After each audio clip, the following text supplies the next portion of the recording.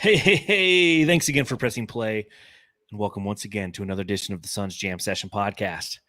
This is live from Media Day, part 2, where we're not live from Media Day, Matthew. Yeah. And I have a hat on, and you can probably hear me better, right? Yes. Oh, absolutely. Okay. I could A hear little you bit of a great. hangover from today, but I could hear you great when we were at Media Day, but apparently our listeners and our watchers couldn't. So for Yeah. those of you who are listening to the podcast, you are getting all of this content brand new and unrecycled. For those of you who are watching, you might have noticed that we were live at Suns Media Day today, and we had some audio issues because we're just a low-level First budget time. podcast. And this is why you got to donate in the super chat and help us out and get us some Yeah. gear. Next time we go, we'll be there. We'll have a table. We'll have the players come by. We'll be part of the whole train they go on, like the little Well, you know how walk they were around coming. You know how they were coming out of the back because they're doing the photo shoots and everything. Yeah. we should have just brought a table and set it up right there. And be like, hey, would you like to sit in with the Suns Jam Session podcast and done like a 4-hour podcast, I know. interviewing players, like how Arizona Sports was off in the other corner and they were interviewing players afterwards. I love how Dave King was asking people hey, where could they set up to do a podcast? And they're like, we don't know. Well, I asked, trying to figure it out. I asked Dave, I'm like, hey, is there a room we can go to set up a podcast? And then, of course, the Sun staff, they were very nice and telling us, well, you really can't go up in the offices. Yeah. We should have hit up our homie who works in finance. But hey, man, can we come use your office for a podcast? Who's that? The guy who, I forget his name. Oh, forgive me. Our Canadian friend. Yes, I apologize. Yeah, I know. Okay. Yeah. You said I was thinking that he's accounting or yeah. Okay, cool. Yes. All right. Next time. So again, if you're listening to this podcast, welcome.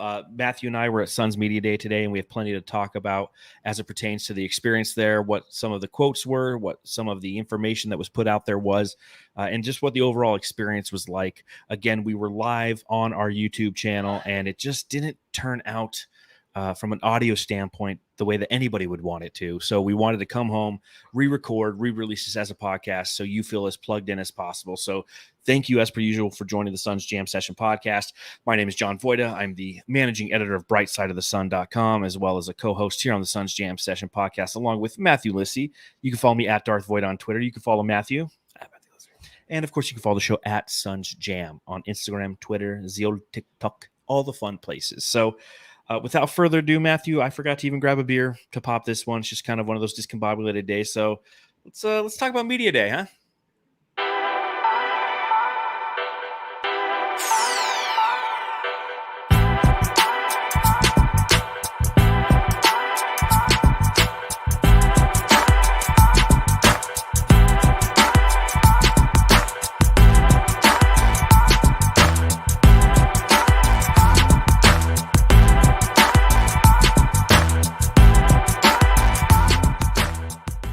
It was a fun experience down at the Footprint Center in downtown Phoenix, where you can find the Footprint Center. A very different experience. You've heard me talk about it here on the Suns Jam Session, how last year kind of felt. And this one definitely felt very different. And, it brings me to my first question. Oi, Matty. Mate. I've got to ask. So, Matty, mate, I've got to ask. What was your favorite part about Media Day today? I think just the whole experience itself. But my favorite part is just the enthusiasm, the excitement from the players and the coaches and the executives, the owner, all of it. Everyone, it was just each player was just super excited to be there. I know you got to kind of put on a show, but I think after last year, it was just so disappointing how it was just doomsday over there. It was just bad kind of juju in that warehouse, wherever you were at, actually, for Media Day. But today, I think it was a different atmosphere. My favorite part's actually getting to see all the different faces, all the different players. There's so many new ones. And of course, they kept talking about, Okogie was saying I'm the veteran now or whatever, because he's been there. This is his only second year. So I think that was really awesome. It's such a great time to go for me, for my first time, your second time, just because of all the new faces, get to see him in person and to have more confidence in this team, and especially Nurkic, just seeing him up there and how he just knows he's a good fit. So you feel a little bit better about that after seeing him talk about it for a few minutes. Yeah, it was a very different experience as compared to Suns Media Day 2022. And it almost shows you the difference in the ownership and the way that they want to present this organization. With Sarver, and he's being excommunicated from the league, they shove the media into this tiny little dentist office in a brick building at Jackson's on 3rd across the street from the arena. Everybody's very stoic and it's kind of stale in there. And then this takes place in the main concourse at the Footprint Center. You walk in and there's the big, beautiful digital boards and it says Suns Media Day on it. And as the different players are coming up, it says it up there. And again, I think that the way that the team is embracing that gradient, it just looks nice behind the players. You know, it's one thing that I noticed when you look at a lot of the different media days throughout the NBA, a lot of them will have the logo with like a massive advertisement right behind it, you know, and here it's just like, no, Phoenix, that's what we're about. And it was the little things that I noticed. And, you know, you and I both saw this. So we sat kind of off to the right, which happened to be a great place because you got to see the players kind of coming up and you knew who was next and whatnot, as everything that was kind of located behind.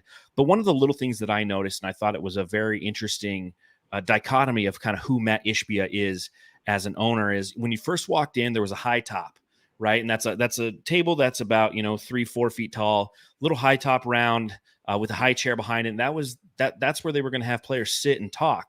And in staging areas behind the main screen, they had those set up as well because there were other interviews being conducted by different media outlets and whatnot. But Matt Ishbia, we saw him come around the corner. He took a look at it. He like whispered in someone's ear, and like 4 people started moving.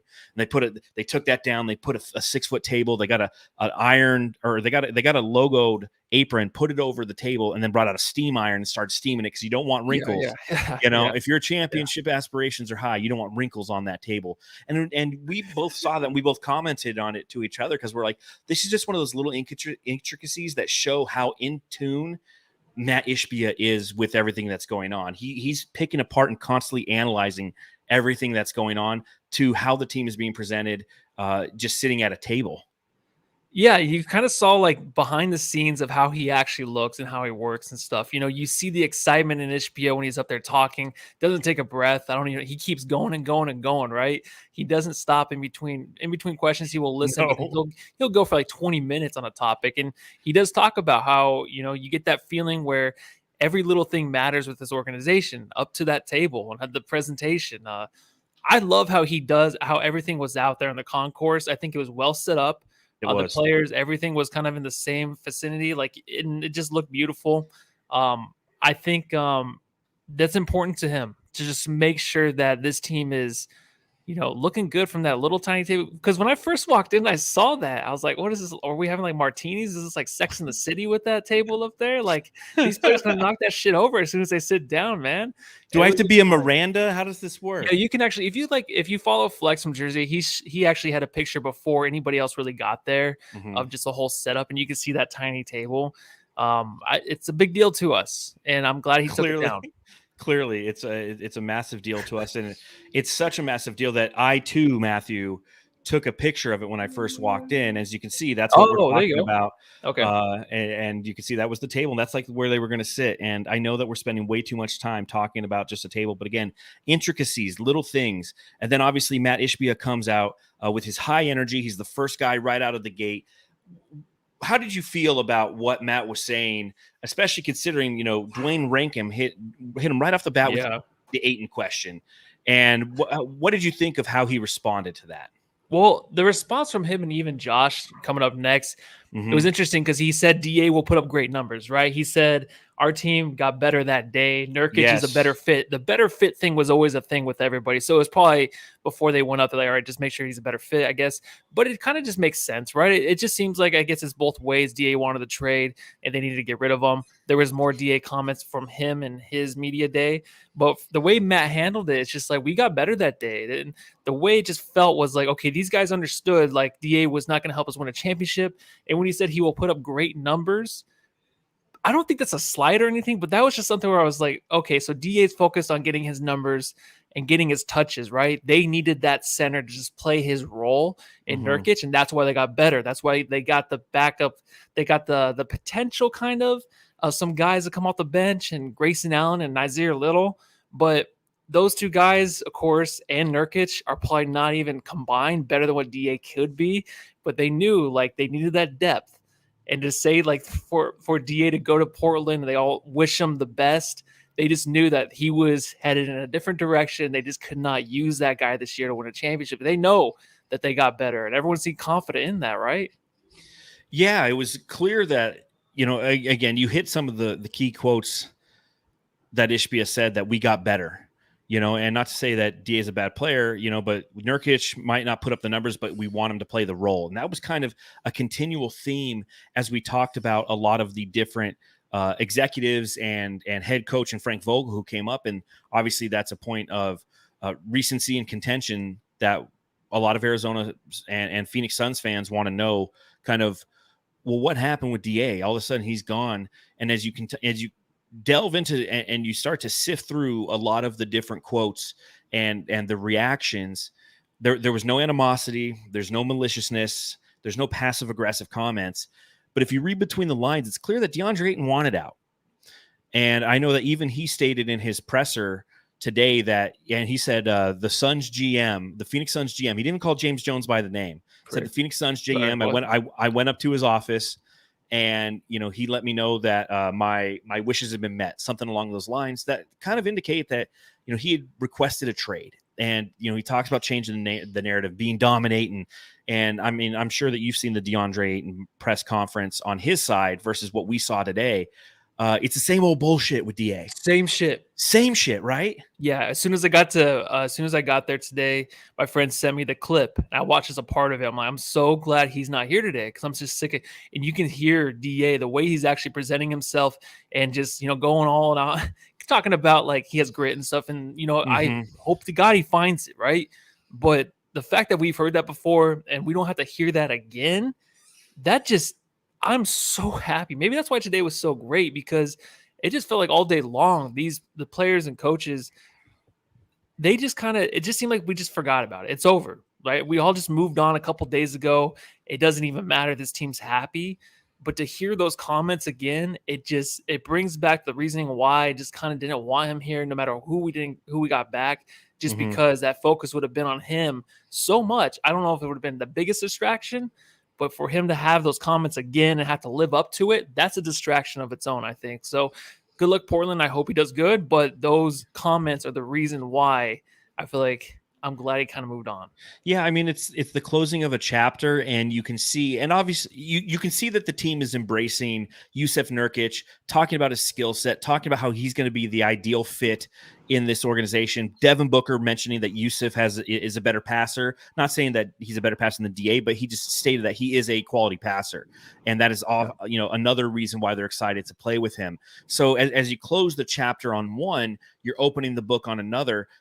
And that's expected. You're not going to have anybody come into media day and you go, hey, so tell me about Deandre. And they're like, well, we had to get rid of him because he wanted to go. And, we got Nurkic, but I mean, we'll see how that works out. No, they're embracing it, who Nurkic is and what he brings to the table, as well as he is excited to obviously come here, be a part of a team that is competing.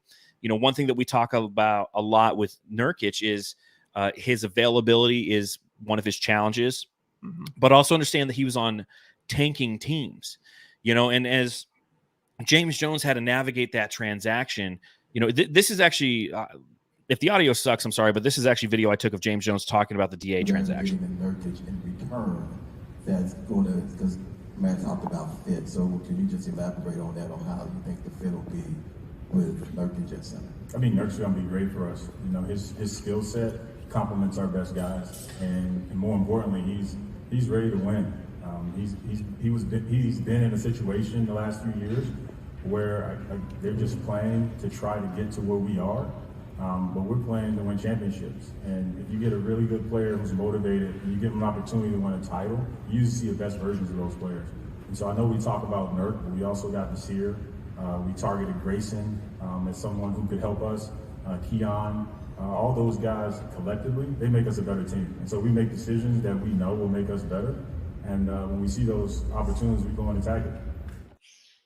So what's interesting there is he's not saying that DA doesn't want to compete or we didn't get the best version of DA while he was here, but I did kind of take it that way. that's, when I went back and I was listening to it and I was thinking about what he said, I mean, just right there, he's like, typically when you're competing for a championship, you're going to get the best version of those players. And I don't know if we always got the best version of DA here because he would get in his own way, because of the way that he would feel about not being engaged enough on offense, or not being the focal point, or things of that nature, where again, DA is going to Portland where he's flexing, he's doing the, I'm Deandre Ayton dominating, you're getting a dominator, all this shit. And again, well said is better than well done is better than well said. That's always been the issue with Ayton.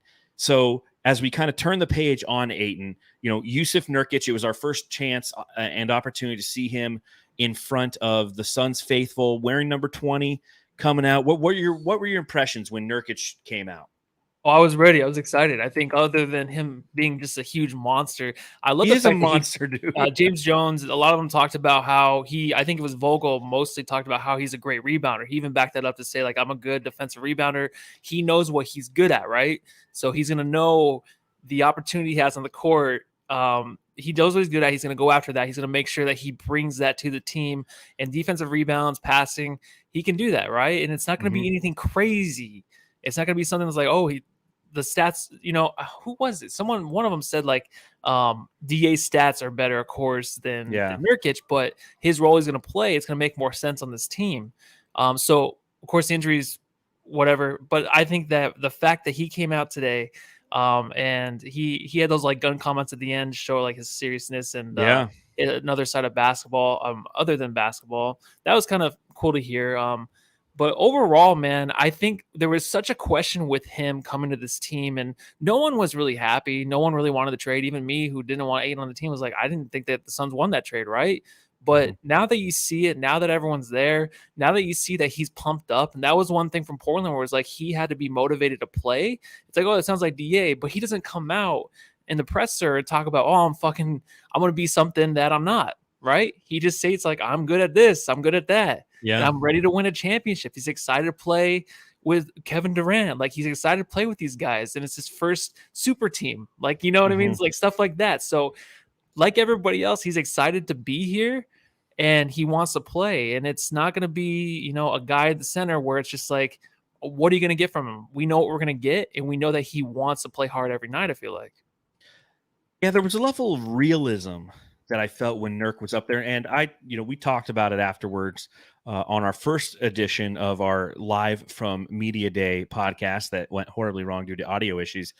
And I told you, like, Nurkic was one of the best interviews of the day, in my opinion, because of the level of realism that he displayed. He talked about how offensively, this is going to be fun for him. It's going to be easy for him, given the talent around him. Defensively, he understands that Frank Vogel is going to want him to be a rim protector and be a defensive stalwart within the confines of who this team is. And they haven't practiced yet. And he knows there's a lot of pressure there, and he's excited to get in there. But he stated that, we're going to be really good on offense. And, we have to learn how to play together on defense. And that's a challenge, on defense with this team. They're going to have to understand positioning, and the front line defenders are going to have to rely on Nurkic and his ability to close out and to rebound and to deter shots and to block shots. Because if they gamble on defense, they need to understand that he's going to have their back, and they just don't have that chemistry yet.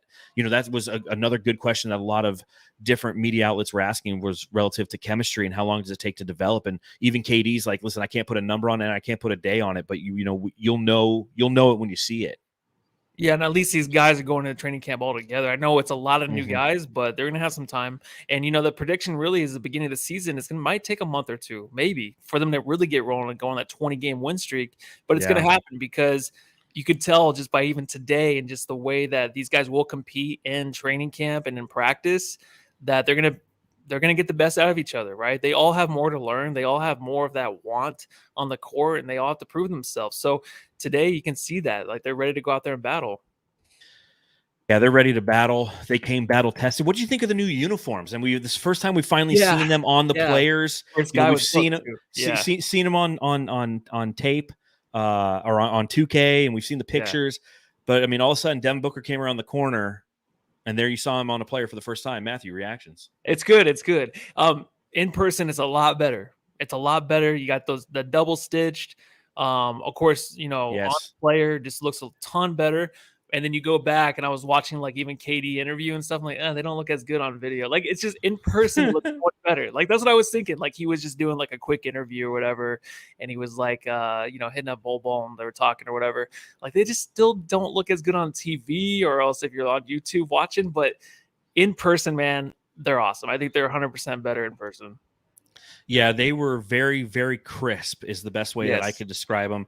There's a picture we just pulled up of Devin Booker rocking it. I think they look great. And obviously when Devin Booker comes out, he's wearing the Chucks. He's just got this vibe around him, and it's different. With every player that came out, like obviously Kevin Durant's Kevin Durant. We'll talk about him momentarily. But Devin Booker, when he came out, he carries himself a certain way. Physically, he just looks like a dominating guard in the NBA.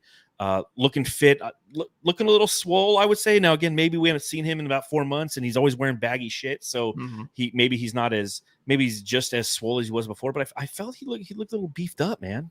Yeah, see, I didn't notice that as much. But I mean, when he said, when he walks in, it's like, oh, dude, like all the attention, all the eyes, everyone's just following him around. He's running back to say hi to Tom and Tom. They're like, no, Devin Booker this way. It's like he's the guy. He is Mr. Phoenix, Mr. Suns, whatever. He's the guy that pretty much runs this place. And the best part is like he is kind of like Ishbia in a way, where he just goes up to everybody, hey, how you doing? Hey, long time no see, all that stuff behind the scenes. He makes sure that everyone feels welcome. He goes up there.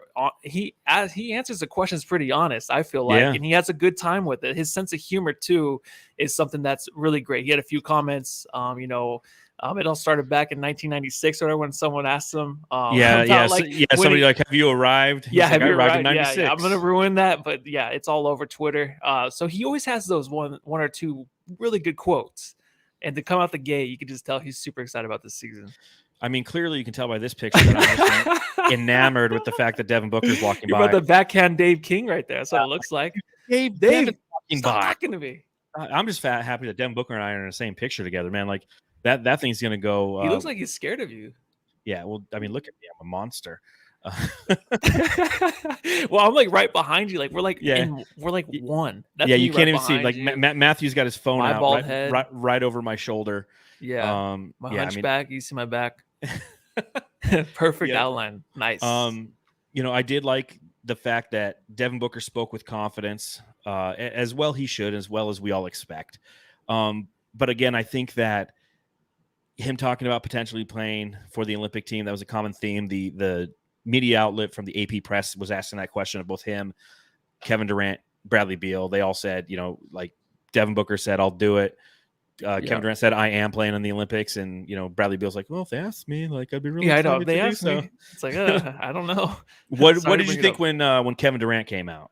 Oh, dude. Intimidating as all hell. The thing is, like, when he's on Twitter and shit, and he just seemed different today. Even in the interviews after, he just seems more confident, more collected. I think maybe just being here for half a year, and now he's coming to training camp, he's more comfortable there. But he is, I mean, that glare he has, it's intense. And when you see him coming around the corner, it's just something different, right? Between him and like Eubanks, there's just something different. Obviously, he's a superstar, just a little bit different. He's a superstar. He's a guy that's fucking 7 feet tall. And he has the same kind of presence as Devin Booker, right? Those two, when they come out, Bradley Beal, you can kind of feel like, oh, he's kind of cooler. Like he just seems more laid back. But those guys just bring so much more attention.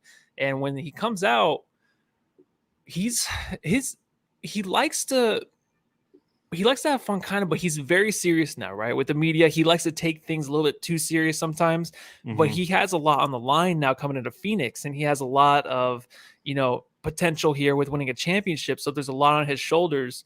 So you can just tell in the interview, to me, I just felt like he's all about business right now. I know today was a fun day, media day, but that's just what I got. And maybe that's the way he always looks at the media, but that glare, dude, if I had to ask him a question, I probably would have queef like, right. Oh yeah, there it is right there. Yeah. I would have pooped my pants, but yeah, he was looking. So what's funny is John and I were sitting right next to each other, but there's a chair in between us, and there was a reporter and the Dave King on the other side, but the reporter was behind us. So every time he would answer, they were like looking right at me too. Like, oh shit. It's like, don't pick your nose. Don't pick your nose. And I will say this, Jamsters, obviously, this is Matthew's first media day. It's my second one. I've asked a total of one question. in 2 media days now, and we'll get to that momentarily, just because it's intimidating as fuck, at least, especially for me. I'm new to this.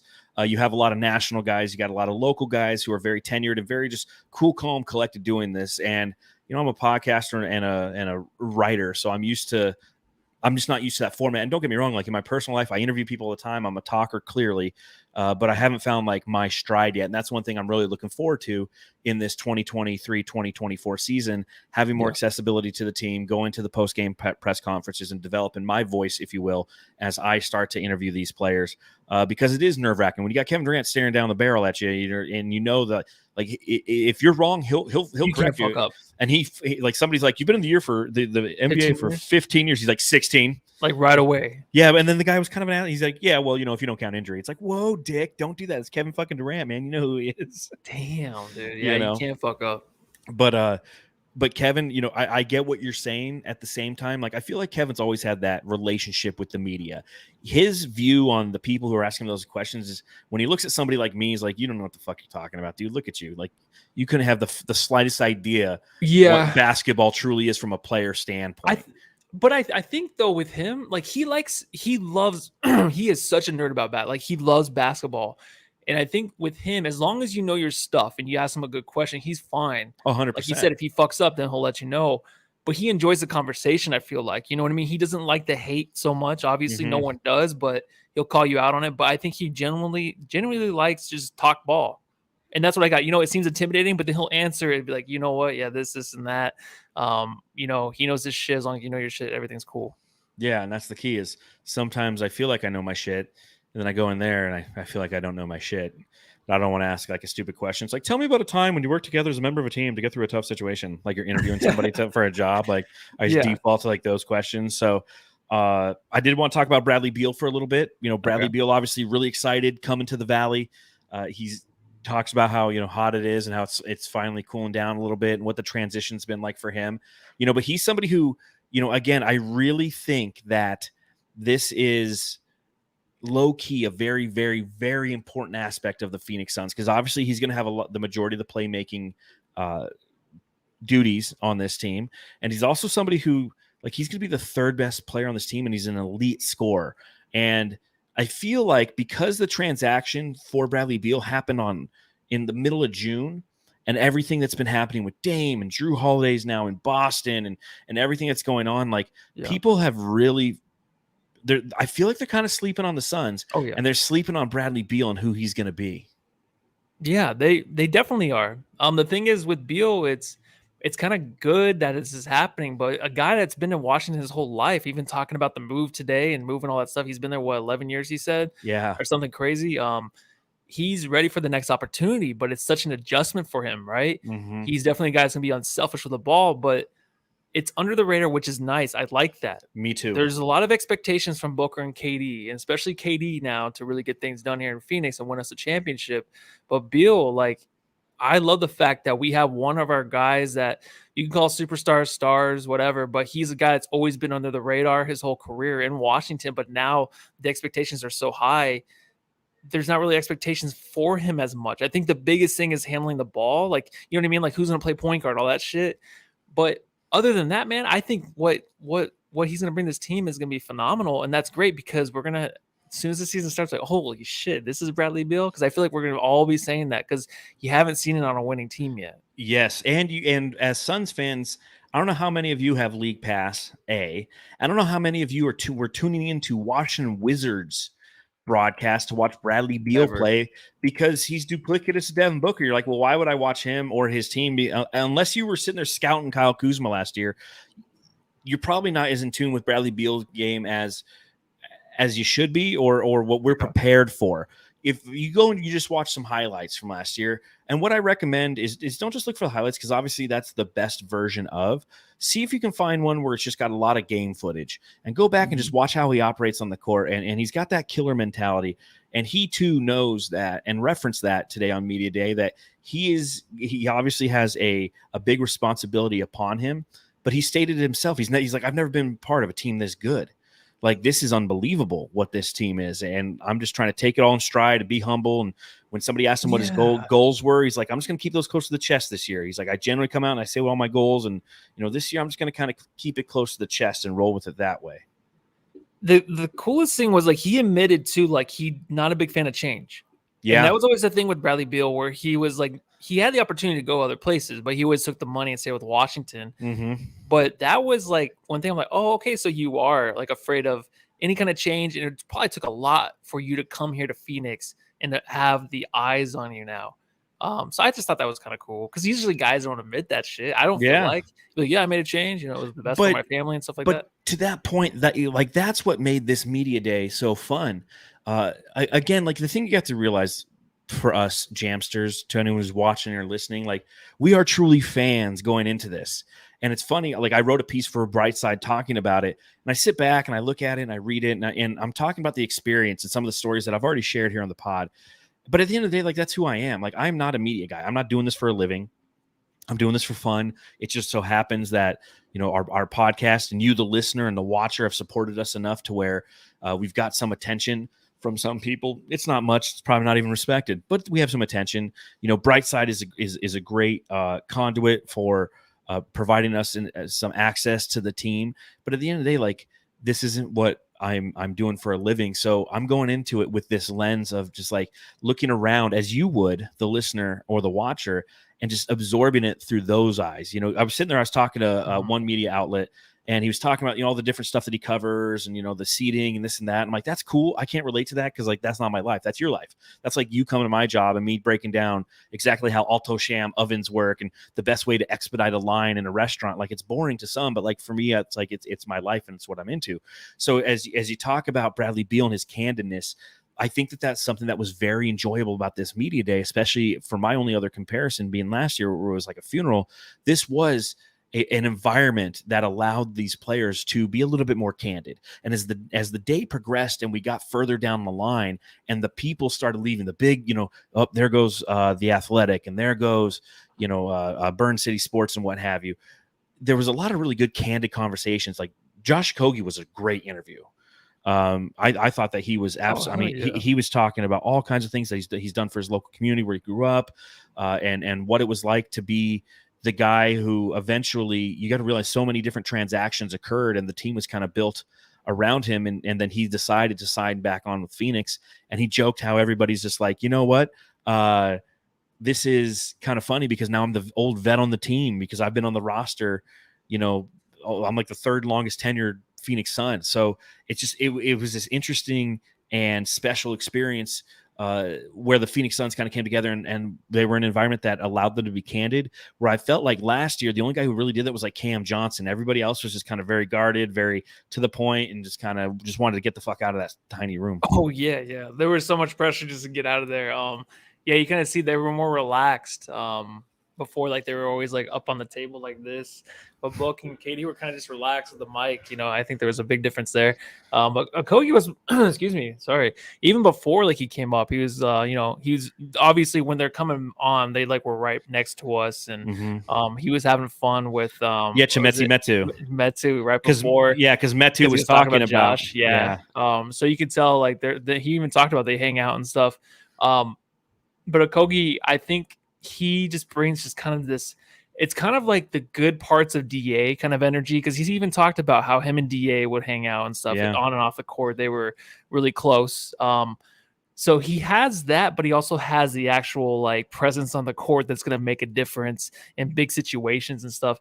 So I was interested to hear a lot of what he was going to say today, and I was going to ask, of course I wasn't going to ask a question, but I wanted to hear what he worked on. And someone did ask, what are you looking to improve on? He's saying make the right plays. I was just hoping he would say, oh, I improved my 3-point shot from the corner. I just wanted him to say that to make me feel better, but he didn't. He went the other way. He's like, I'm going to make the winning plays or whatever. So he wanted to be like Jokic, who never makes the wrong play. So that's kind of his goal. And he talked about the importance of defense and how exciting it's going to be to play in the the defensive schemes that Frank Vogel has. So one guy who does have a new drop here on the Suns Jam Session podcast, who I asked a question of, Keita Bates-Diop. You're down with KBD. Yeah, you know me. You're down with KBD. Yeah, you know me. Who's down with KBD? So I did pop my cherry. I did ask a question, and it's funny because I was going to ask Kay to Bates-Diop a question about playing for Greg Popovich for the past 3 seasons and what that was like. And then literally, like, they give me the news, I'm next up, or they give me the mic, I'm next up, and the guy right before me asked the same question. I'm like, oh shit.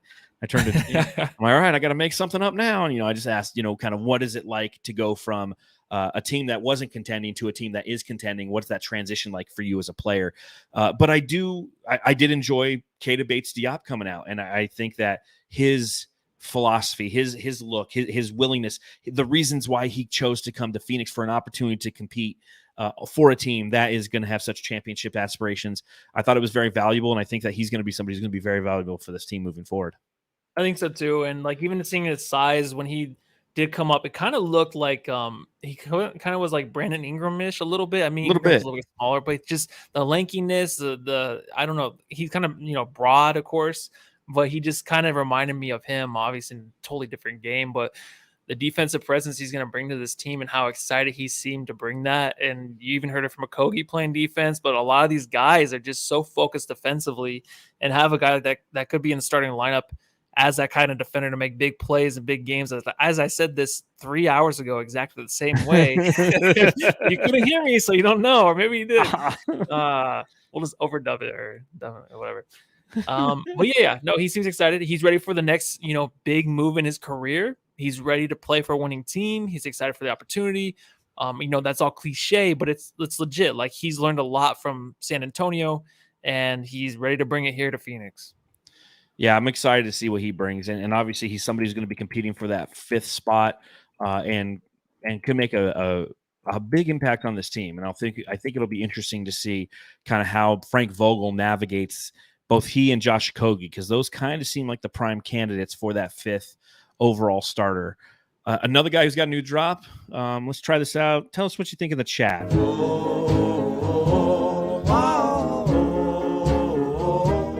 Oh, Grayson Allen, our fuck shit up guy. I think it's funny. I like it. I love it. Grayson Allen, our fuck shit up guy, came out, and he was very candid. He came out. He had to answer the question right off the bat about his physicality and what he's been called a dirty player. And he's like, listen, I've answered this question 100 different ways, 100 different times. A lot of what I did as goes back to Duke, and I was a very immature player when I was there. 99% of everything that's happened and the reputation that I've developed is from Duke. There was an incident last year, obviously referencing the Alex Caruso hard foul that ultimately hurt Alex Caruso for quite some time. But I think that he came out very guarded, and again, there was a question about kind of who he models his play after, and he went on just kind of like a fanboy dissertation about loving Dwayne Wade. And again, you got to see that spark of who this player is and what his passion is, and I think that he's somebody who is definitely a valuable member of this team. And both James Jones, Frank Vogel, Josh Bartlestein, Matt Ishbia, they were all talking about how Grayson Allen was definitely like a must-have as part of that transaction with DeAndre Ayton for what he's going to bring to this team. What were your impressions of Grayson Allen?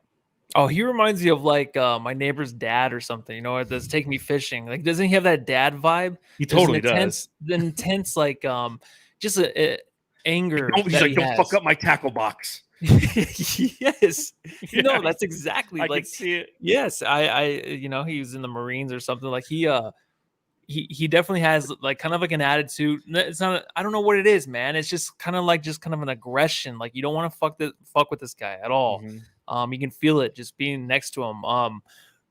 Having to go through all those questions again. It's Every something time. that he's gonna always have to answer. But the Dwayne Wade thing was cool. I think that like I said earlier, there was I never had it. I never thought he modeled his game after Dwayne Wade, but because he's just a shooter, right? But Yeah. he was kind of more like that in college, a driver. But it's gonna be interesting because I think there's not really a whole lot of expectations with this guy, but he can come in here and make an impact because there's so many spots right now that it's hard for these guys. They're already filled, right? I feel like kind of. He's kind of last on the list, I feel like, in some ways, but he's the one dude that I feel like can jump the line and find his way into this rotation. And he talked about Vogel too, and how he likes the fact that Vogel is a coach that will let these players play their game. And he talked about the last 4 years. He played 4 different ways, and it just wasn't really his game. So let's see. Like, that's kind of exciting because you never think about that. You think of a player like, this is how he plays, right? This is his game, but it's mostly controlled by the coach, I guess, right? That's a thing. Well, so I know it's stupid, but I don't ever think about that.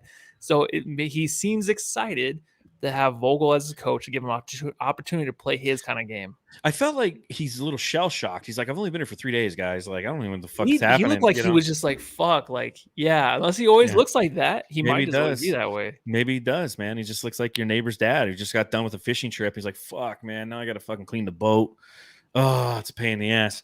But again, he was referencing Coach K, where 4 years at Duke, 4 different styles of play, which ultimately has allowed him to be a versatile player and continue his NBA career in the manner that he has. And he also mentioned how he's played with a lot of really good players. He played with Tatum in college. He played with Giannis Antetokounmpo. He's played just with a plethora of great players, and he knows how to complement those skills. And he even said, he's like, that's why I'm still in the NBA, because I've understood what my skills are. Primarily shooting and defense, even though we know he's a little rough around the edges, and that competitive nature is something that's going to keep him sharp and keep him in the games, if you will. Obviously not with any intent to hurt anybody, but definitely, you're going to think twice when Grayson Allen's out there on the court, right? Yeah. I mean, that's why I'm like, I feel like he's just that way in person, maybe. I mean, because it comes out on the court. He's competitive. He has to be scrappy. He said he's not a superstar, so he has to find his way somewhere else. 100%. Another guy that we didn't talk about right afterwards, but I did want to talk a little bit about. From Indiana University, number 23, Eric Gordon. When Eric Gordon came out, I just felt like there was a level of maturity there, which is obvious. He's like 33 years old, 32, 33, somewhere in there. But just very, very focused, very understanding of the situation that he's in, and very tenured as a player. And as you saw a lot of these players, we talked about, Chimezie Metu, we'll talk a little bit about Yuta Watanabe and Bol here in a bit. When you talk about Bates-Diop and Drew Eubanks, a lot of guys they've been in the league. The majority of the guys who've been in the league on this team have been in for like 6 years. And to have Gordon on top of that level of maturity, I really feel like it's going to take this team to the next level. And it kind of sounded like he believes that as well. Yeah, he's just like short to the answer. I feel like he kind of just knows his role now. He is I don't know, like he was, I don't know. I don't want to say he's nervous or whatever, but he just seemed kind of like different from what I thought he might have been. Me too. You know what I mean? Like, I don't know. I feel like I've seen other interviews with him and it seemed like a different dude or something. I don't know what it was, because he's been on the Rockets for forever, it feels like, and he's just been on shitty teams and of course the Clippers last year, whatever. But I think he finally like just feels kind of accepted, and just like he's going to be put in a place where he knows the fans are super excited to have him. Mm-hmm. Like we always talk about the way when we added Gordon, where we're super excited. We're like, okay, that completes everything. And he finally knows, he's like, okay, I'm that guy. I'm going to be relied on a lot. But he's just very businesslike. Like he said, like a mature dude. He's just like, all right, let's get it going. I don't know. It was just different from what I thought he might have been. Yeah, me as well. Me too as well, as Matthew would say. Yeah, me too as well. Me too as well.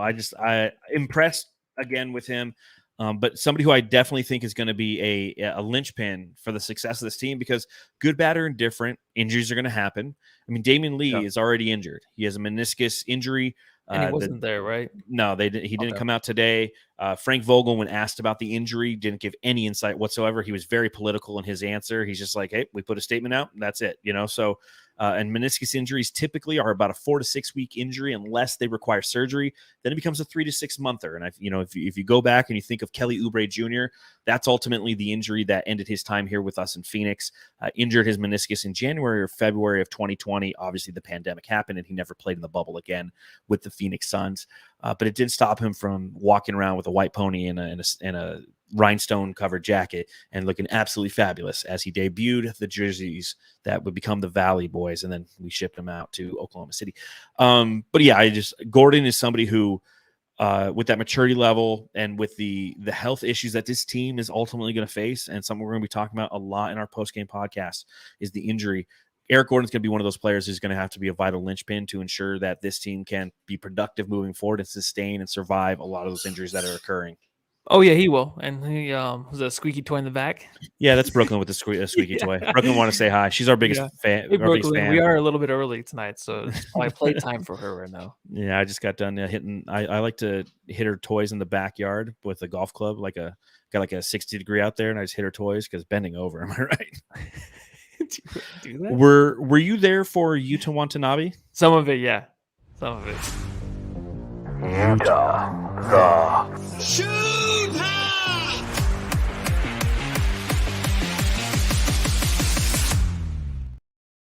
Not gonna lie, that's like my favorite drop. Ever, yeah. Right? And Thompson said there was one that needed work. I think it was Grayson Allen, but that's the best part sometimes about the drops is They're might corny. need work, but leave it. That's why I like them. But that was so good, dude. Yeah. Shoot. I saw a little bit of him. I think the best takeaway was him just saying how lazy he is when he doesn't want to do anything after practice or anything. He said he's super lazy. So let me bring up his audio. Yeah. So definitely like one of the reasons why I signed with the Phoenix is him. I really enjoyed playing with him. He's a great teammate, great guy, great leader. So after he got traded, I was actually really sad. But I'm glad that I have another opportunity to play with him, and we have a good chemistry. We played really together last year in Brooklyn. So I hope we can keep playing well together in Phoenix. So Yuta Watanabe, obviously really excited to come and play with Kevin Durant again. Talks about the chemistry.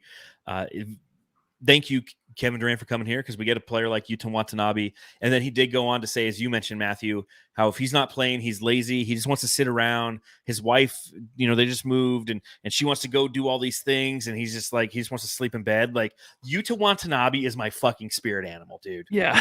I love this guy now. Love him. Yeah, I was excited because I think I went to the restroom and I came back. I think you were eating with Dave at that time, but I had to see him just because I was so interested in his game this year, obviously. But he brings a lot of that good energy, just not after practice. He's not going to bring that energy for his wife. So sorry, at least we get it all, right? we get the good side of him. We get all the energy from him. Yeah. So, were you out there when Bol was there? When he walked in, yeah. Okay. Look, up in the sky! It's a bird! It's a plane! It's Bol, motherfucker.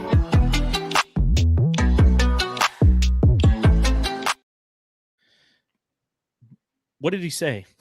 I wasn't there for Bol. So I saw him walk by. I was eating. Yeah, that's when I went to go eat because I was hungry. I'm like, oh yeah, they do have food because I thought it was gonna be on the other. When you first walk out there, they had the little ledge. I thought it was gonna be there, but it was on the bar. Room.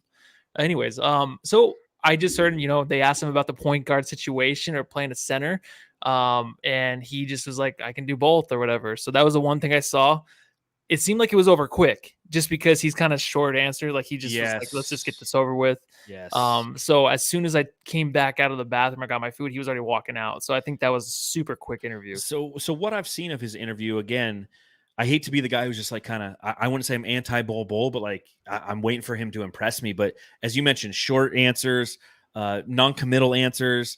Are you a big? Are you a point guard? I'm kind of both. Just like not engaging. Like we talked about the candidacy and the engagement, and like Bol was just not. It's just, again, this is somebody who grew up around the game. I don't think he's I don't feel like he's overly impressed with it.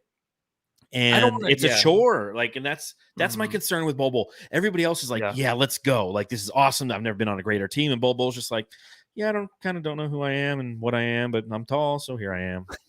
You definitely feel that from him. I don't want to I hate talking about these guys. I know. This is my impression of them. You know what I mean? But the impression is just like, he's kind of like, yeah, I'm just kind of here. And I have other interests. He just seemed kind of like, I just want to do other things. That's what it seemed like. He seemed kind of timid by the situation. Obviously, a little more of a shy guy, right? Yeah. But and that's fine. But the whole situation just seems like, I have nothing really to talk about. You know what I mean? There's nothing that really impresses me about the game of basketball. I don't seem too interested, but it might change on the court. Who knows? That's just first impression of seeing him. Yeah. Again, we'll have to see as the season progresses. I know a lot of people are very, very very up on and high on Bol, and he's great on 2K. I got to see it though. That's crazy. To see him in person, yeah, he's super tall. Yeah, but he's just so thin. It's like he like floats. It's like a ghost. Like it's seriously like he's like what weighs like 100 pounds or something crazy. Well, like I was eating at a table and he was walking by to head to the presser, and I almost just like checked him just to move him off his spot, just to prove a point. Like, hey man, like that's why you're not a center, right? Yeah. Like, no, you can barely like. Corey Flynn says Bol is not a plethora of information. It sounded like a dummy on 98.7 FM. See, I kind of feel bad. I just feel I like do too. Like I want him to do well. Something different there with him. It's just there's just something different. I don't want to get into it or anything, but it's something different. I don't have a drop for Chimezie Metu, but I really enjoyed his interview as well. Another very candid thing, playing for the Nigerian team, talking about their Independence Day was yesterday. And again, being somebody who played with the Sacramento Kings last year, felt that. And he said, I came to Phoenix because I know I'm going to have the opportunity to play and be on a team that's going to be nationally spotlighted. So Chimezie Metu is one of those players who's looking for that opportunity. He's fighting for that opportunity. He said he doesn't care if he plays the 4 or 5 as long as he plays. He just wants to play, and he wants to play in Phoenix because he's going to have an opportunity to be in the spotlight and potentially get a bag out of this if it all works out for him. And that's the kind of players you want right now. You want the competitors. That's why it was very interesting to see, as I mentioned earlier, you have Eric Gordon, who's kind of the elder statesman, kind of very elegant and straight to the point. And then everybody else is kind of just like, the young guys on this team, quote unquote young guys, all have 4 or 5 years in the league.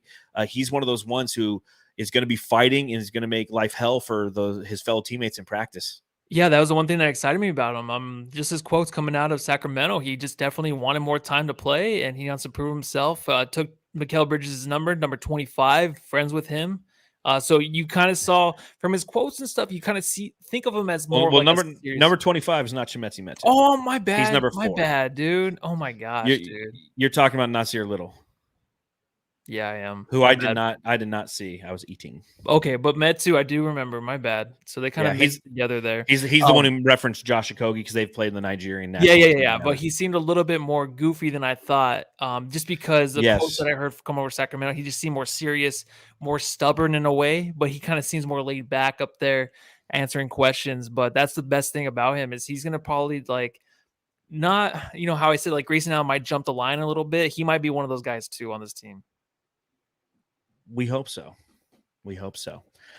Any other takeaways that you want to talk about? Anything, about this experience in its totality as we prepare for the Suns' first game, which is Sunday. They play in Detroit against Monty Williams on Sunday. That's when we're going to be doing our first live post-game podcast right back here on Planet Orange, kicking off the new season. Anything else that you noted, funny little stories that you want to share from Media Day today, Matthew? No, I mean, nothing crazy, man. I just sat there. I went to the bathroom a few times, ate some food. It's cool to walk around. Like we were talking there, there's just, all the radio guys, all the writers that you've pretty much followed your whole life, some of them, and obviously the players and stuff. It just seems like a very welcoming place. You might think hey, I'm kind of starstruck, but it's just when you're there, it's just okay, maybe because I'm older now. I think if a kid me, of course, I'd be freaked out. But now that I'm older, things like this, they're awesome. But just to be around players and stuff, it's not I don't know. I don't get weird about it. I don't care as much. I think maybe Booker, I would definitely drop my pants or something. But that other than that, well, I had to stop you. I mean, I was. Booker, that's why I wore a belt. Down. That's why I wore a belt, dude. Down, Matthew. Down. Settle down. No, again, I think in its totality, I do love the Media Day passes with that logo on it. It just looks nice. Yeah, I'm gonna hang mine from my mirror. Yeah, I'm gonna put mine on my fridge. On my fridge, I'm gonna hang it from my your mirror in your car. Oh, my car. Yeah, there you Sorry. go. I just said my mirror. Your cocaine mirror? Which one are you talking about? Yeah. I mean, again, Media Day is as I like to equate it as in a piece that I wrote for Brightside. The off season is like a pregnancy. And there's a bunch of transactions and it's developing, and it's not until Media Day that the birth happens and the organization shows off the fruits of that pregnancy, right? And that's what it felt like today. If a new birth, a new, especially with DA moving on, we're clearly in a new chapter now. That narrative is done. The narrative has been changed, and it's changed to done. And as much as I want DA to be successful with the Phoenix Suns, and I was hoping that he could turn it around, our first and only number 1 overall pick, it just didn't work out. And ultimately, he didn't want to be here. They didn't want him here. They wanted somebody who could fit and probably not have any ego issues.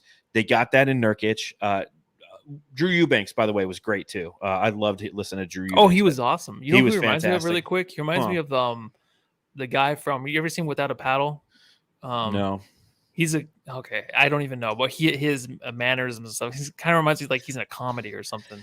Yeah, minus the fact that he's a brick fucking shithouse. That guy's he's huge, probably man. Our starting center, dude. That guy's fucking huge, man. Yeah, him and Nurk are just like do you feel like, just really quick, do you feel like he's really excited that Nurk is back? I think I'm just saying, because if you have to play behind Nurk and Nurk is like your guy you're playing with, I feel like Nurk is just a fucking asshole probably to him. That's why I see, because it seems like Eubanks is more of like kind of a nerdy, not quiet, but just kind of to himself kind of guy, it seems like, and Nurk just seems like just a prick. He's outgoing and razzing you, and you're like, dude, stop fucking flicking me. Like like wet willies and stuff. That's what I just picture. He's like, damn, he's back.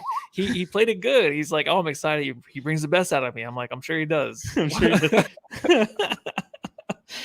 Oh man, I mean, it was just Blaze Megatron in the chat. He's like, I imagine Voida and Leslie walking around their landings like Wayne and Garth from Wayne's World. And shout out to Blaze. He said a little bit earlier, update: the Pies won the grand finale. Suns next, so congratulations to the Pies for Blaze. Really excited for you. And yes, Suns season is now upon us. Training camp starts tomorrow, and obviously, like I said, Sunday the games start, although they don't count yet. We have, I think, 5 preseason games, 4 or 5. Yeah. But be sure, Jamsters, to tune in right here after every game. I think I'll be going to Tuesday's game against the Denver Nuggets to kind of feel out what that experience is like, covering it live there. But I'll be coming live for you guys from the stadium. It's going to be super exciting. Really looking forward to that experience and just getting to know what it's like to actually cover the team that close, and try my best not to call Booker Big Dick Booker to his face, because he might slap me with that thing, and I don't want that. That'll leave a bruise. Drop it on your foot. Yeah. Oops. Ow, shit. There goes my third metatarsal. So on that note, Jamsters, we appreciate you taking a little time out of your day with us. And again, if you're listening to this, thank you. If you're watching this and you're like, hold on, did these guys go live earlier? And you're watching us again, thank you so much, man. Thank you for the support. We're really looking forward to a fun season. I think that this is kind of a great kickoff to what lies ahead. So thank you for your time and support. Make sure you do your best to support the channel. And the way to do that is to follow the show, to subscribe, to hit that little bell notification that lets you know when we go live. Because when you do those kind of things, it lets other people know, and the algorithms work on YouTube and whatnot, tells them where to find the best post-game podcast and Phoenix Suns coverage on the internet. That's like this, which I hope is like nothing else. But until, was it Wednesday? We're going to come to you Wednesday. We're going to be talking with members of the Portland Trailcasters podcast, talking about obviously Nurkic and Little and Keon Johnson. And I'm sure they have some questions about DeAndre Ayton. So that should be quite an interesting show. So please tune in on Wednesday. Until then, Matthew. From a family.